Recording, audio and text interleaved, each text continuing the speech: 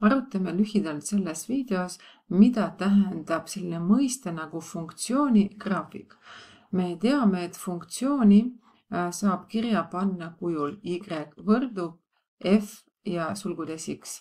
Tuletan meelde, mida tähendab selline võib-olla algul tundub veider kiri. See kiri tähendab seda, et meil on olemas kaks muutujat. Üks muutuja on x, see muutub.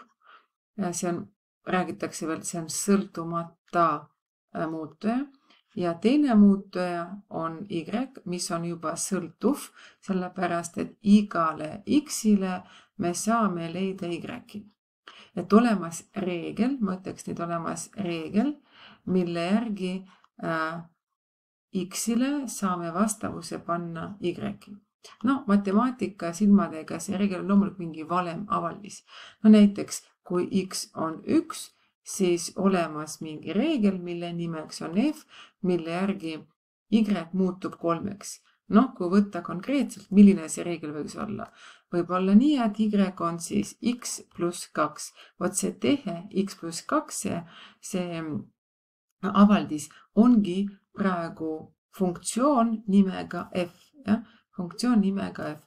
Ja edasi me võime jätkata, et kui võtame x näiteks 3, kui tegemist on täpselt sama reegliga, siis y väärtus on juba 5. Ja nii edasi, et olemas siis hulk x, lõpmata hulk näiteks, mis annabki lõpmata hulga y ja kuidas annab konkreetse reegli järgi, mille nimeks on f. Ja hetkel meie reegel on siin x pluss 2. See on see, kuidas toimib see reegel. Ja nüüd tegelikult me ei pea ju mõtlema kitsalt, et alati on y, f ja x. Võib olla ka nii näiteks, et m sõltub k-st, k on näiteks sõltumata muutuja ja reegli nimi on näiteks hash.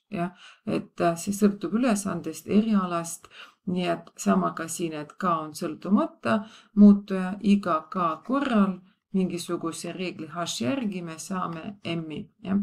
Kuidas see reegel on ette antud, see on jällegi konkreetse ülesande olukorra eriala küsimus.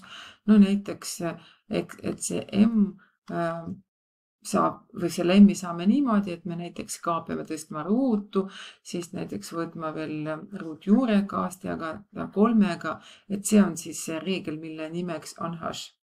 Nii et see on siis jälle korraks tagasi hüppe valemisse, et funktsioon on, me teame, sõltuvus kahe muutuja vahel ja see sõltuvus ehk reegel on alati, see peab olema antud, ma ei saa öelda, et on antud funktsioon, aga mul on vaja teada seda reeglit, mis valem siin on.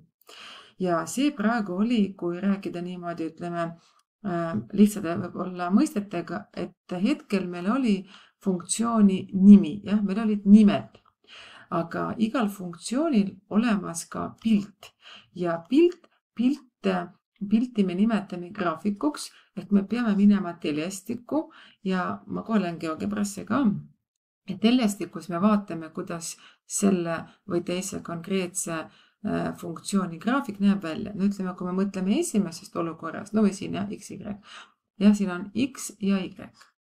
Jällegi, kes võib-olla mäletab varasematest õpingutest, et x pluss 2, x on astmes 1, tegemist on sirgega. Ma kohe räägin GeoGebra abil, kuidas see tekib. Nii, näiteks kui me võtame järgmise funktsiooni siin, siis selle, kui eelmise graafik, mõte oli veel graafik. Graafik on see sirge. Ma peast ei oska öelda, see on kindlasti mingisugune kõver, aga milline ta konkreetselt on, siin on k, siin on m, seda peab ainult vaatama kas arvuti abil või pikema arvutusega, jällegi, kes mäletab funktsiooni tuletise abil.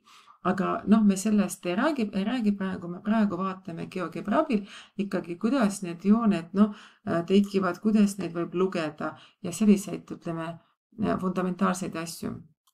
Ma läksin nüüd GeoGebrasse, alustan kalkulaatorit ehk joonestan ja tänapäeval me käsitsi ei joonesta, meil olemas selleks head vahendid. Näiteks ma praegu näen, et mul oli siin telestikus sellised skaalad nagu 1,1 ja kui ma hakkan zoomida siis väiksemaks, mul juba 2 ja 2, aga kui mul on vaja ikkagi tegeleda graafikutega, kus mul sammuks peab olema kas 1 või 0,5, tehakse niimoodi, parem klikkhiirega settings ja siin on need delete. Ma võin öelda, et distance, ma tahan ühte, ükskõik kuidas ma praegu ei teeks zoom out, zoom in, mul on 1, et sammuks on 1 ja siin Y ka. Ma tahan nüüd jätta meelde, ükskõik näite, kuidas ma ei zoomiks välja või sisse. Ja nüüd vaatame seda esimest funktsiooni, Y oli meil võrdne X plus 2. No praegu GeoGebra joonestas ja tundub arusaadav, et on lihtne, arvud joonestas. Natuke vaatame siis, mis seos siin selle ikkagi nime ja joone vahel. No peaks olema ju seos. Ja seos on ilmne, et see tähendab seda, et kui ma nüüd hakkan X-ile andma väärtusi, näiteks järjest, 1 ja edasi 2 ja nii edasi 3 komadega ilma ja nii edasi miinustega, siis kui leian sellele vastavalt Y-id, näiteks kui X on 1, panen siia asemele, Y on 3, siis seda punkti ma näen joonel, et X on 1, Y on 3, ehk mul on siin see punkt, 1 punkt. 2, no pluss 2, Y oleks 4, ehk siis 2 ja 2 on siin. Noh, 3-ga ma praegu, ma hakkan nihutama, mul läheb, sõidab ära see graafik siit, 3-ga veel näen, 4-ga vist ei saa juba. Saab, aga ma ei taha liigutada ekraani. On 5 ja 3, 5, jälle punkt. Ütleme, kui me võtame miinusega, et kui X oleks, võtame -3. -3 panen siia X-i asemele, -3 pluss 1, -1. Vaatame, kas punkt -3 ja -1 asetseb joonel. -3, -1 on siin. Mida ma sellega tahan öelda? Mitte sirget ma ei taha näidata, tundub, et sirgega lihtsam, vaid ma tahan öelda, et kõik punktid, absoluutselt kõik punktid, mis siin sirgel asetsevad, need sobivad võrrandisse. Kui näiteks ma võtan punkti, mis ei asetse sirgel, näiteks võtame punkti 2, 1, punkt X on 2 ja Y on 1. Ja kui ma nüüd panen need arvud siia võrrandisse, Y on 1, X on 2, 2 pluss 2, mul peab olema 4, aga Y on 1, nii et me näeme, see võrdusmärk ei kehti ja see tähendab, et see punkt ei ole selle graafiku oma. Nii et ainult need punktid, mis sobivad võrrandisse X plus 2, on selle sirge punktid. Need on siin lõpmata palju, lihtsalt lõpmata palju, 0,0, see sirge ju lõpmata joon. Aga mu sõnum on selles, et ärme praegu haara kinni just sirgest, vaid sellest, et kõik punktid, mis asetsevad sirgel, nad sobivad siia võrrandisse ja vastupidi, kõik punktid, mis sobivad võrrandisse, nad paiknevad sellel ühel sirgel. Näiteks võtame meile tuttava ka parabooli, et kui funktsioon on X korda X, X rõudus, ma võin panna X korda X või kutsun näiteks selle klaviatuuri välja. X rõudus.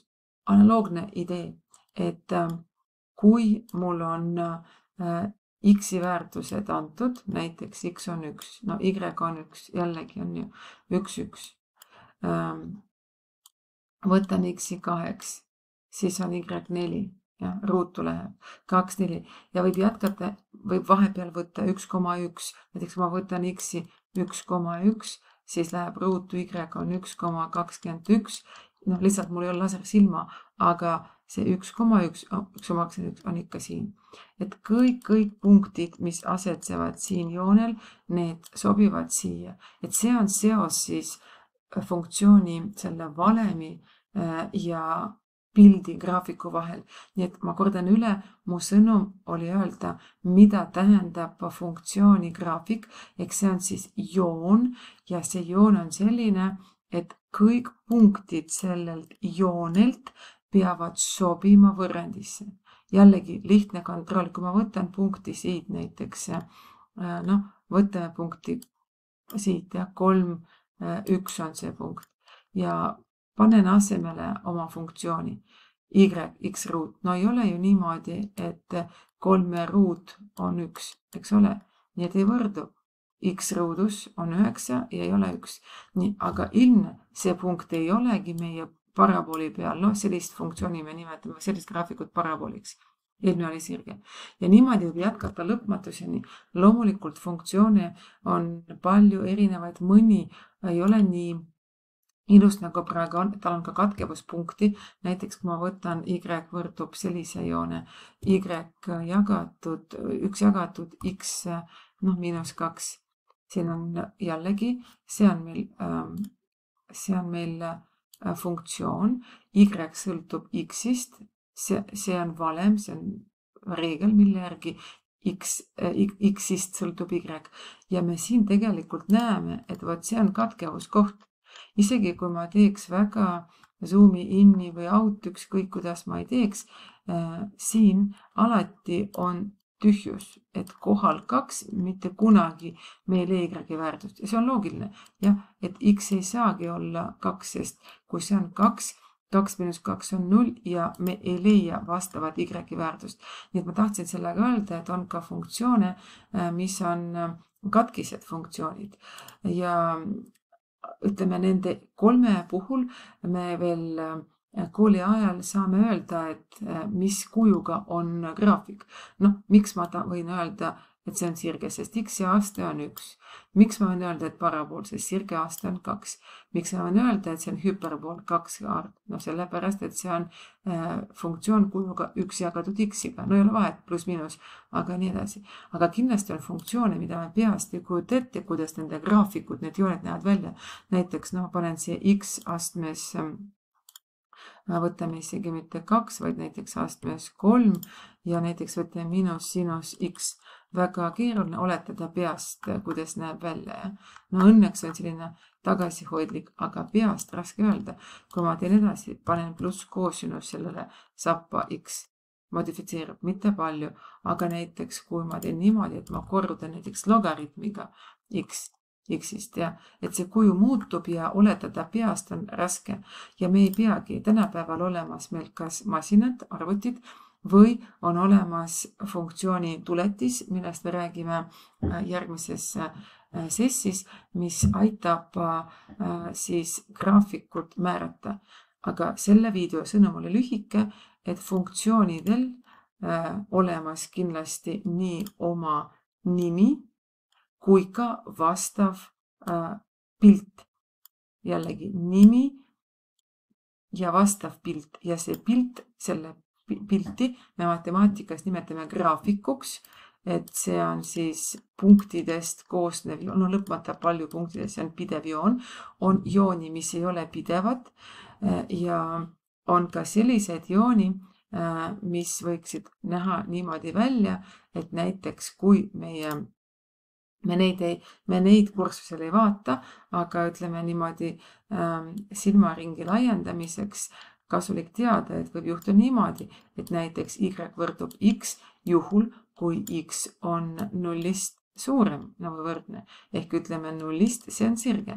Ja näiteks see on võrdne, näiteks, kuidas võtame meile tuttava parabooli, näiteks ja Y on võrdne X ruuduga, kui X on alla 0. Et kuni oli selline parabool. Nii et selliseid ka variante olemas. Sellega ma lõpetaks. Ma arvan, et sõnum on selge, et igale funktsioonile vastab tema pilt ja pilti me matemaatikas nimetame graafikuks.